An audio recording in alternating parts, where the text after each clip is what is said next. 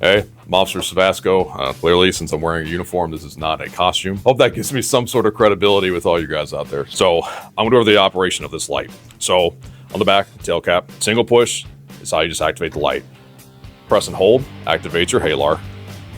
Now the side switch, it does basically the same thing. So you still get a one single push, light turns on, a press and hold gets your HALAR, but there are some additional added functions to this light, which are pretty awesome for those guys who are either in SWAT or if you're on the military side. A double click on the side switch, you get a solid red. One more click gets you a solid green for marking or something like that, and then you get a low light. Now the other nice thing is that for some reason, if you are actually, you do your double tap and you get your red light, if you're using this for a period of time, you don't have to worry about actually having to click through the green and then the white light to turn it off. When this is on and you're using it for a period of time, just a single click turns it back off. Flashlight's completely rechargeable with USB-C. You don't have to worry about changing out batteries or anything like that. Little flap down, plug that sucker in.